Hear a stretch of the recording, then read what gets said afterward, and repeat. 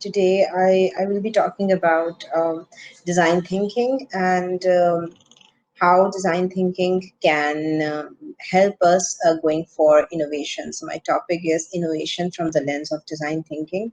Actually, there is no moderator for the session, so I'm not sure if you can hear me or how is it going. I am not sure about anything. I am just speaking and let's see where it goes. So yeah. So I don't know if how many of you are aware with design thinking. I have been working with IBM for more than 8 years now. So I have been working as a digital transformation consultant for IBM. My focus area is design thinking and digital transformation of the projects, from traditional ways of working to digitalizing the processes and all the different streams, including people and operations. One of the things that I wanted to share here with you guys was that how design thinking forms the base for innovation for any of the industry or any of the clients. So one very common misconception with design thinking is that design thinking is something that is solely for the designers, which is something that is very.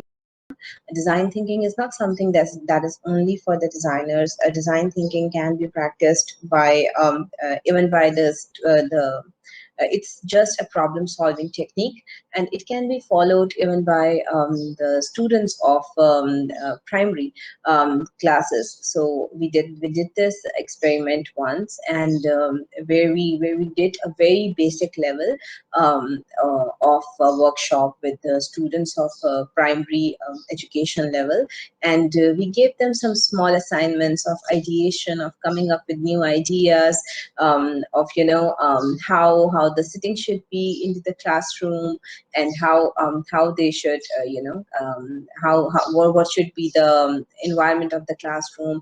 They should come up with the new ideas, then they come up with the really great ideas. So design thinking is not only for the designers. Anybody who is working in any industry and is anyways related to solving any kind of problem can use design thinking as a problem solving technique. So how do we start with design thinking? The way we work with design thinking is so it comes in the process of a loop.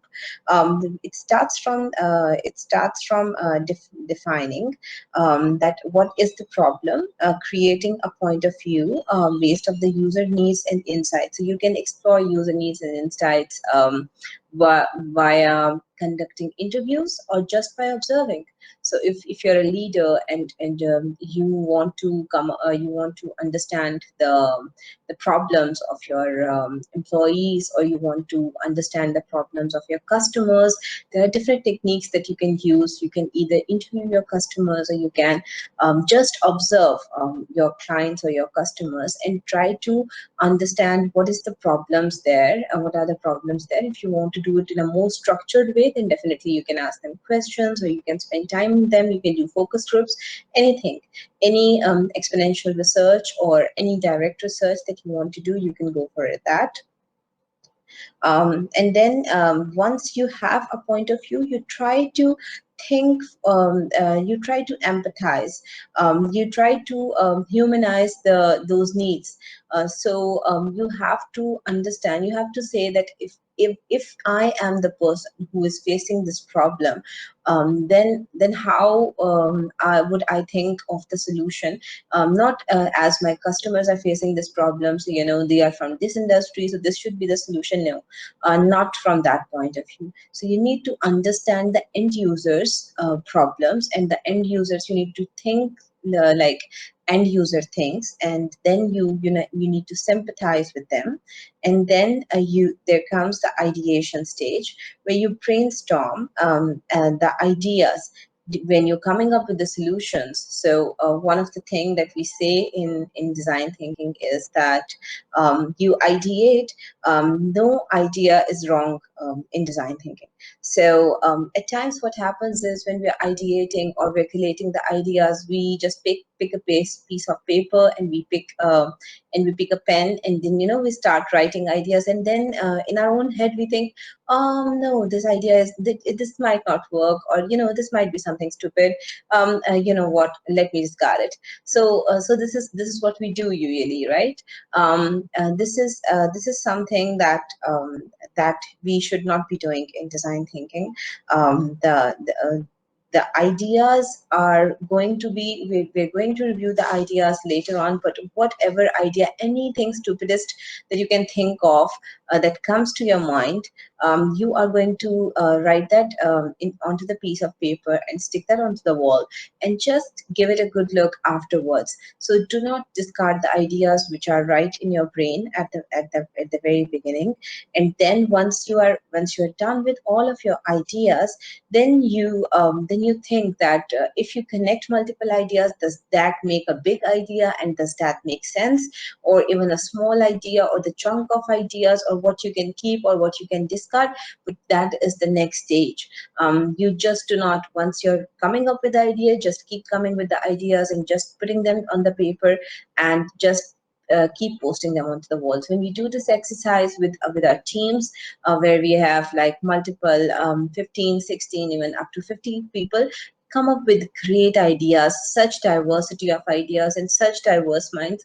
One thing also that I would like to mention here is whenever you do anything and brainstorming, because we're calling everything, putting together and calling it design thinking here. But when you think of something, you're working in a team, or you're working with your boss or somebody, you're coming up with with the ideas, and suddenly for example, you're the boss and you come up with an idea. Okay, I think we should do it this way.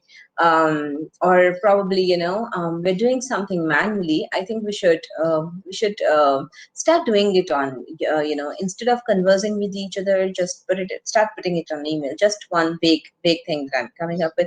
Instantly, everybody in the room is going to be saying, "Yes, boss, you're right," which is something that we're against here.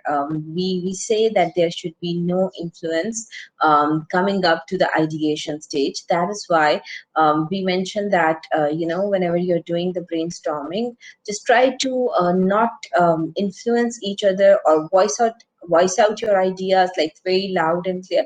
Just write your ideas, or even better, if you can draw your ideas for so you can visualize your ideas later on, and just do that on a piece of paper. Don't voice it out just right now. You're going to be taking care of the ideas later on, when you're reviewing them, without taking names that who came up with the idea. So there's no influence onto the team, and there's no pressure on them. Then we have the stage where we make prototypes of these ideas. So what is a prototype, or what is a minimum viable product? So a prototype is something that is in a very, very basic form, and is working. So it gives you an idea. It can be a wireframe. It can be something as simple as something drawn on a piece of paper, just giving an idea. For example, if you're digitalizing something, maybe you're digitalizing a mobile application. So maybe this can be a demo of the application, something like that. So it can be anything. A blueprint can be a prototype. Something physical, something made out of Lego, can be a prototype as well. Just something that explains the functionality of your idea is going to be called a prototype. And when you came up with a prototype, then you're going to test it, that how is it going to fulfill the needs that you identify here. Is it fulfilling those needs that you identified here?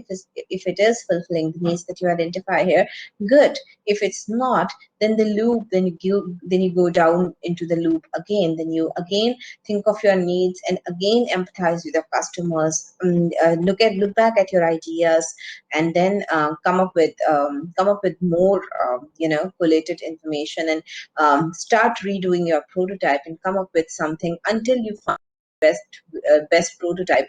And then you take it, and then you go for your final product or your final solution of the problem. So this is what something very small about design thinking that I wanted to share with every one of you. Now, if you have any questions, I would like to answer your questions. I think my time is also going to be over in 4 minutes. So let's have some questions if there are any.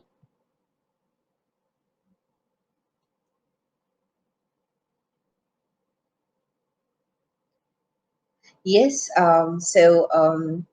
Alia, yes, it is. It is very much like brainstorming. So, as I mentioned, that it's just we're just taking four major things here and just putting them together and then calling them brainstorming. So this is how it is. And nothing different.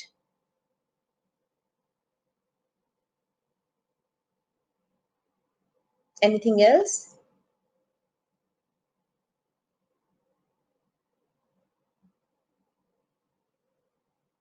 Oh, that is great, Rebecca. Yes, so respectfully manage the influence of boss, the loudest person. So one thing that I would say right away is when you're doing a design thinking exercise, just lay a charter of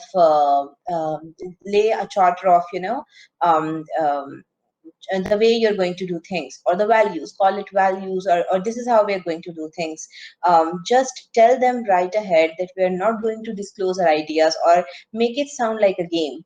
So we're not going to disclose our ideas. We disclose our ideas, we'll just show all the ideas and get insights from everybody that what do they think. One exercise that we do with this kind of thing is which is called blind voting. In blind voting, what do we do is that we put everybody's ideas on the board without telling that whose idea is this. And then every member of the team has a green sticker and a red sticker.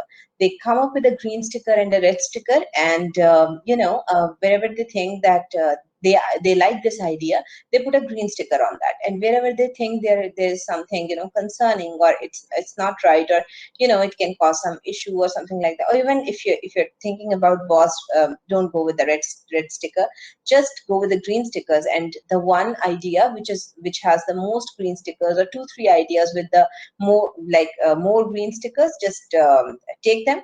And that is how you're going to pick the ideas, and that is how you can avoid the loudest person in the room as well. Yes, Jana, you're right, absolutely right. It is all about bringing your consumer, your customer, to the core of whatever you're going to be making the solution um, for them. I'm glad, Rebecca, you like it. We usually do it with the clients because when we are doing it, we are usually the CEOs or the very very high end stakeholders are in the room, and the teams are very reluctant to speak in front of them. So we tell them that this is a game.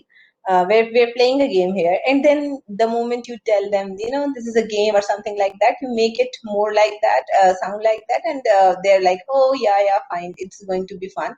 And in that fun factor, you come down to the real thing.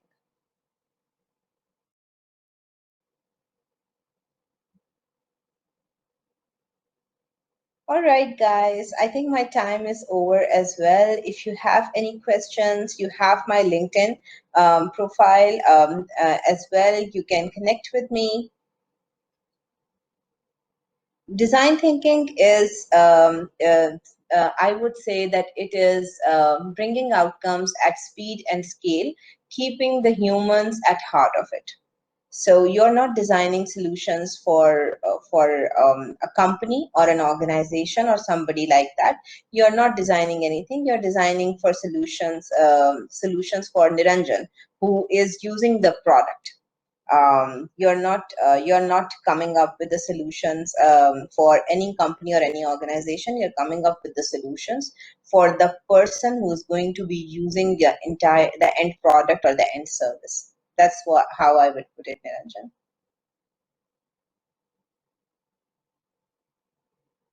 Thank you, everyone.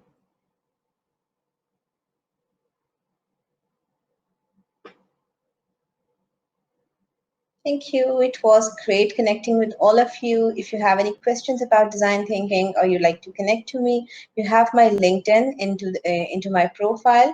I would be very happy if you want to connect with me, and let's stay connected. Thank you so much, everyone.